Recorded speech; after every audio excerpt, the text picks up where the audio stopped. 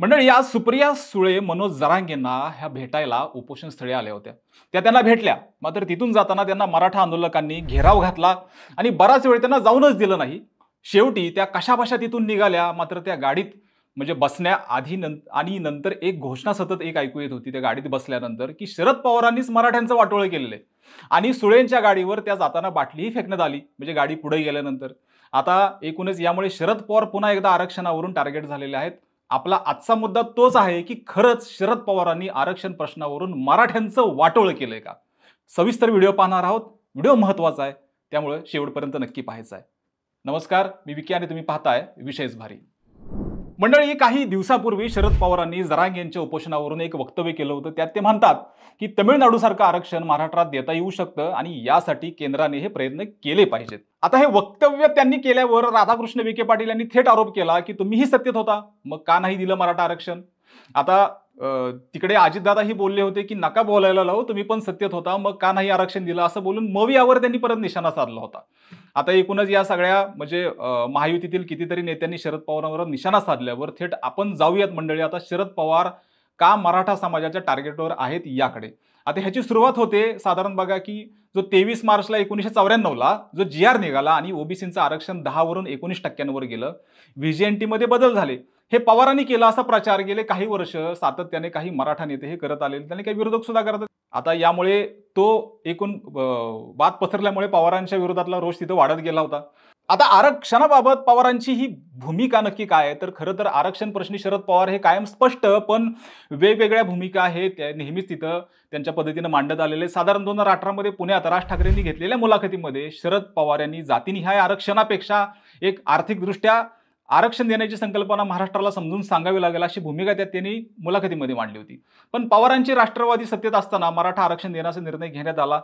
हे आरक्षण पुढे कोर्टात मंडळी टिकलं नाही, त्यातच लाठीचार्ज झाला. त्याच्या दुसऱ्या दिवशी शरद पवार अंतरवाली सराटीमध्ये दाखल झाले होते. आता त्यानंतर शिंदे गटाकडून या आंदोलनाच्या मागे शरद पवार असल्याचा प्रचार त्यावेळी त्यांच्याकडून करण्यात आला होता. त्याबद्दल टीकाही भरपूर झाली.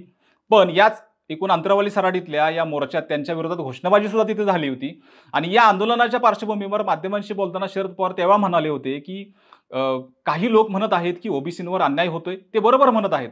केंद्र सरकारने निर्णय घेत कोटा वाढवण्याची आवश्यकता आहे.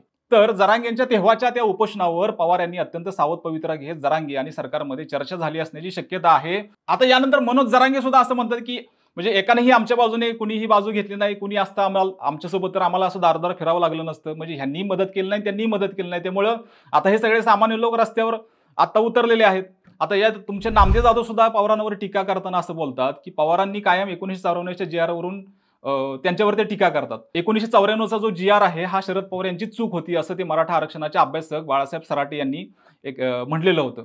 आता तसंच शरद पवार यांनी समोर येऊन आपली चूक मान्य केली पाहिजे असं विधान त्यांनी त्यावेळेस केलं होतं. आणि 1994चा जो जी-आर निघाला तेव्हा शरद पवार राज्याचे मुख्यमंत्री होते. आता याच्यामध्ये तुमचं जे सामान्य प्रशासन विभागाने 23 मार्च 1994 रोजी काढलेल्या या जी-आरचा क्रमांक आहे 1093-2167 CR 141-93-16 असा आहे. आरक्षणाची मर्यादा वाढवण्यासंदर्भातला हा जी-आर आहे. त्यावेळी राज्यात 34% आरक्षण होते, परंतु 23 मार्च 1994 रोजी काढलेल्या जी-आर नंतर राज्यात 50% आरक्षण झाले. आता ते कसे वाढले आरक्षण यावर ते सांगतात, की समजा राज्यात 23 मार्च 1994 पूर्वी हे पद्धतीचे आरक्षण होते. त्याच्यामध्ये एक अनुसूचित जाती व अनुसूचित जातीतील बौद्ध धर्म स्वीकारलेल्या व्यक्ती 13%, 2 अनुसूचित जमाती 7%, 3 विमुक्त जाती व भटक्या जमाती 4%, 3 इतर ज्या काही मागासवर्गीय म्हणजे ओबीसी त्यात 10%, एकूण हे सगळे मिळून 34%. आता शरद पवार यांच्याकडे 1994 मध्ये मुख्यमंत्री पदाची सगळी सूत्र होती. त्यांनी राज्यात असलेले 34% असलेले आरक्षण हे 50% केले. आता त्यात एकूण हे सगळे विमुक्त जाती व भटक्या जमातीचे असलेले आरक्षण 4% वरून 11% केले.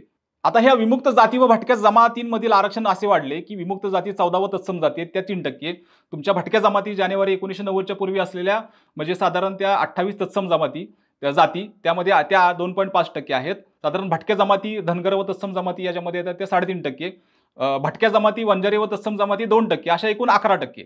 आता याच्यामध्ये तसेच ओबीसी आरक्षणाच्या ह्या एकूण पूर्वी 10% हे सगळं होतं.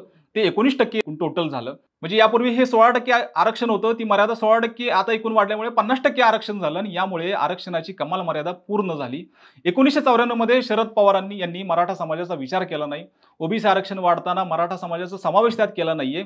यामुळे नामदेव जाधव आणि बाळासाहेब सराटे हे मराठा समाजाच्या आरक्षणाचे मारेकरी हे शरद पवारच असल्याचं विधान त्यांनी केलेलं होतं. मंडळी, या सगळ्या गोष्टीमुळे शरद पवार हे मराठा आरक्षण विरोधी आहेत असं बोललं जातं. सत्तेत असताना का पवारांनी आरक्षण दिलेलं नाही? मग आता ते का बोलत आहेत? असाही सूर पवारांच्याकडे वळतो आहे. बाकी मंडळी, तुम्हाला या सगळ्यावरनं काय वाटतं? शरद पवार हे खरंच एकूणच मराठा आरक्षण विरोधी आहेत का? त्यांच्यावर झालेली टीका की त्यांनीच मराठ्यांचं वाटोळं केलंय, याबद्दल तुम्हाला काय वाटतं? कमेंट करून आम्हाला जरूर सांगा. तसेच विशेष भारीला सबस्क्राईब करायला अजिबात विसरू नका. धन्यवाद.